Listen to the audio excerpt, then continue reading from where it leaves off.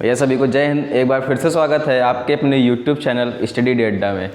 तो पिछले वीडियो हमने आपको ब्लड के बारे में बताया था और आज की इस वीडियो में फिर से हम ब्लड के बारे में बताएंगे। और आज की इस वीडियो में हम लोग क्लासिफिकेशन जानेंगे ब्लड कार्पोरल्स का। तो ब्लड कार्पोरल्स के अंतर्गत WBC, RBC और प्लेटलेट्स आती हैं। उन्हीं तीनों के बारे में आज डिटेल से देखते हैं। तो चलिए देखते हैं। सबसे पहले RBC के बारे में देख लेंगे, फिर WBC और प्लेटलेट्स के बारे में, या फिर साथ में देखते चले जाएंगे। RBC की सभी को पता होगा। RBC को रेड ब्लड कार्पोरल्स यानी लाल रुधिर रक्त कणिकाएं बोलते हैं। और जो लाल रुधिर रक्त कणिकाओं की खोज करी थी वो आपके एंटोनी वन लीeuwenhoek ने करी थी, यानी AV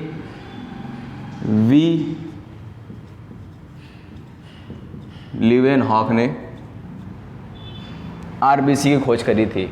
और WBC की खोज आपके एक फ्रेंच के वैज्ञानिक थे जिनका नाम था ग्रेनियल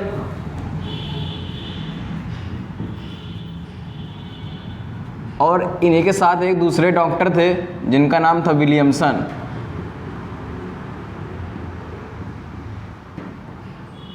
इन दोनों लोगों ने मिलकर WBC की खोज करी थी।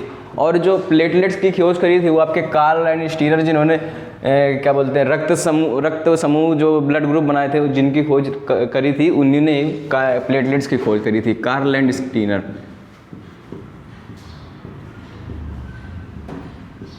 कार्ल एंड स्टीनर ने। और जो WRBC का जो वैज्ञानिक नाम होता है वो एरिथ्रोसाइट होता है। एरिथ्रोसाइट। WBC का वैज्ञानिक नाम ल्यूकोसाइट होता है। ल्यूकोसाइट। RBC का एरिथ्रोसाइट, ल्यूकोसाइट, और इसका प्लेटलेट्स का जो होता है वो थ्रम्बोसाइट होता है वैज्ञानिक नाम। क्योंकि बायो के जितने भी चीज़ें होती हैं तो उनको सबको दो दो नामों से जाना जाता है। जैसे वैज्ञानिक नाम होता है सभी चीज़ों का, उसी तरह सभी का साधारण नाम भी होता है। और अगर RBC के रंग की बात करी जाए कि RBC का रंग कैसा होता है, तो RBC का रंग नाम से ही पता चलता है, लाल रुधिर रक्त कणिकाओं, तो इनका रंग लाल होता है। और इसमें HB पाया जाता है तब इसका रंग लाल होता है। HB के कारण इनका रंग लाल होता है।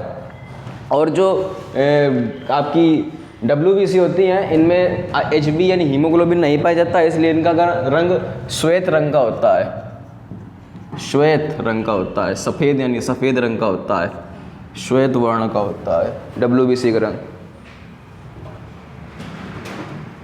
और प्लेटलेट्स होती हैं ये आपकी रंगहीन होती हैं। इसमें HB पाया जाता है इसलिए लाल रंग की होती है, इसमें HB नहीं पाया जाता, हीमोग्लोबिन नहीं पाया जाता। अगर बात करी जाए RBC के निर्माण की कि RBC का निर्माण होता क्या है, जहाँ ब्लड का निर्माण होता है, यानी आपके जो लीवर होती है भ्रूण में, लीवर के मीसोडर्म में भ्रूण में निर्माण होता है। और वैसे जब वयस्क होता है व्यक्ति तो उसके अस्थि मज्जा में निर्माण होता है, बोन मैरो में। उसी तरह जब WBC की बात करी जाए तो WBC का भी यही होता है कि जब भ्रूण होता है तो लीवर मीसोडर्म में निर्माण होता है, और जब वयस्क होता है तो उसके अस्थि मज्जा में। और उसी तरह प्लेटलेट्स का भी होता है कि जब भ्रूण होता है तो लीवर में, और जब वयस्क होता है तो उसके मीसोडर्म में। अगर बात करी जाए RBC के आकार की तो RBC का आकार गोलाकार होता है। और WBC के आकार की बात करी जाए तो इनका अनिश्चित आकार होता है, कोई आकार नहीं होता है। और प्लेटलेट्स का आकार उत्तल लेंस के आकार का होता है। उत्तल लेंस के आकार की होती हैं प्लेटलेट्स, उत्तल लेंस के आकार की। और अगर RBC के जीवन काल की बात करी जाए तो RBC का जीवन काल आपका 120 दिन का होता है। और WBC का जीवन काल 2 से 4 दिन का होता है। और प्लेटलेट्स का जीवन काल आपका 7 दिन का होता है। अगर बात करी जाए RBC की संख्या की कि RBC की संख्या कितनी पाई जाती है, तो 50 लाख पाई जाती है। 1 घन लीटर खून में 50 लाख RBC पाई जाती हैं।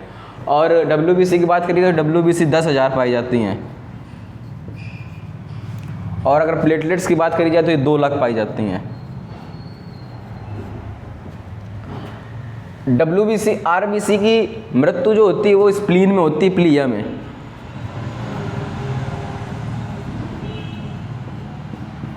WBC शरीर में जब जहाँ रक्त बहता है कहीं भी ख़त्म होकर और अपशिष्ट के रूप में मतलब किडनी में पहुँच जाती हैं, तो इनका निर्माण शरीर के किसी भी भाग में हो जाता है, शरीर में भी हो जाता है इनका निर्माण। और प्लेटलेट्स का जो डेथ होती है वो भी आपकी स्प्लीन में हुई होती है। अगर बात करी जाए RBC में, तो RBC में आपका केंद्रक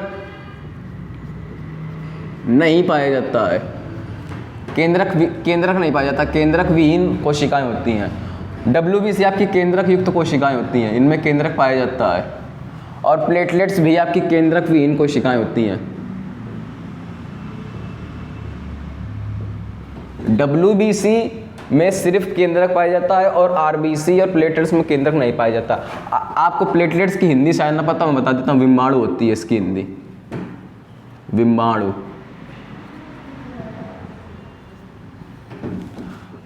जब RBC की कमी होने लगती है मानव शरीर में तो तभी आलस आता है। RBC की कमी से ही आलस आता है, RBC की जब कमी होती है तभी आलस आता है। इसलिए RBC की जब RBC की सामान्य मात्रा होने पर ही मनुष्य स्वस्थ होता है, RBC की कमी पर मनुष्य को आलस आने लगता है। और जो मलेरिया रोग होता है उसमें RBC ही प्रभावित होती हैं। और RBC के बारे में अगर थोड़ा सा और जानते हैं तो RBC में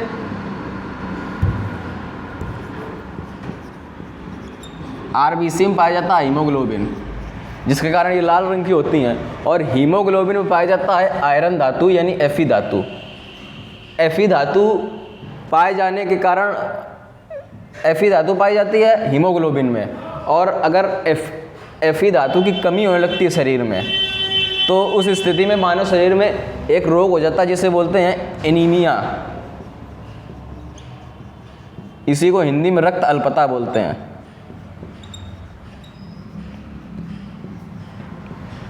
हीमोग्लोबिन की कमी होती है तो Fe की कमी भी होती है। और Fe की कमी से ये रोग होता है मानव शरीर में, एनीमिया रोग होता है हीमोग्लोबिन की कमी से, यानी Fe की कमी से। जब RBC की संख्या कम होती है तो एनीमिया रोग हो जाता है और मनुष्य को आलस आने लगता है।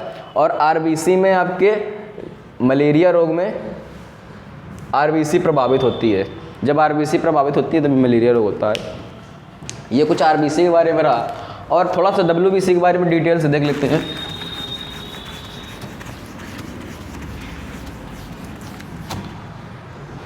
WBC को दो भागों में बांट सकते हैं। पहला होता है गैल्वेनोसाइट।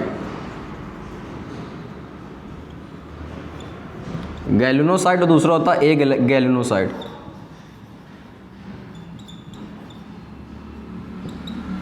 गैल्वेनोसाइट के भी 3 पार्ट होते हैं, न्यूट्रोफिल,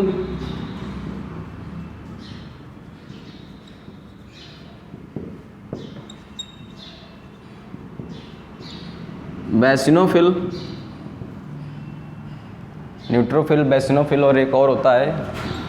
और जो गैल्वेनोसाइट होते हैं इसके 2 पार्ट होते हैं, लिम्फोसाइट। 2 ही इसके पार्ट इम्पॉर्टेंट, मतलब मुख्य पार्ट 2 ही होते हैं। और जो ये दूसरा होता है एग्लेनोसाइट, इसके 2 पार्ट होते हैं, लिम्फोसाइट और एक मोनोसाइट। अब लिम्फोसाइट के भी 2 पार्ट होते हैं, पहला होता है टी लिम्फोसाइट, दूसरा होता है बी लिम्फोसाइट। इनका बेसिकली कोई कार्य नहीं होता, ये केवल पाए ही जाते हैं शरीर में, इनका कोई कार्य नहीं होता। बस ये केवल WBC का मुख्य कार्य होता है रोग प्रतिरोधक क्षमता प्रदान करना। तो ये बस केवल रोग प्रतिरोधक क्षमता को बनाए रखते हैं, इनका कोई बेसिकली कोई कार्य नहीं होता।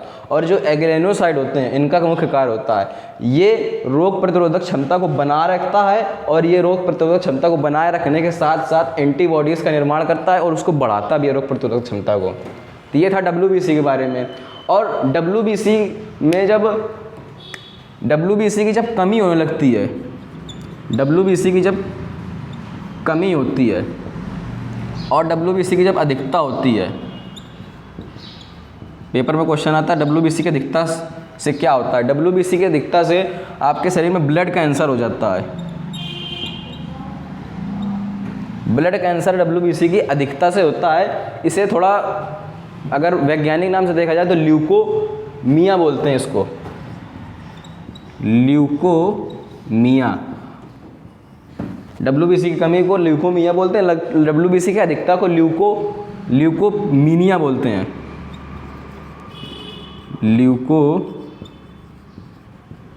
ल्यूकोमीनिया बोलते हैं WBC की अधिकता को। ये थोड़ा WBC के बारे में बताया, WBC के जो क्लासिफिक है ना उसके बारे में बताया, WBC की कमी के बारे में बताया और WBC की अधिकता के बारे में बताया।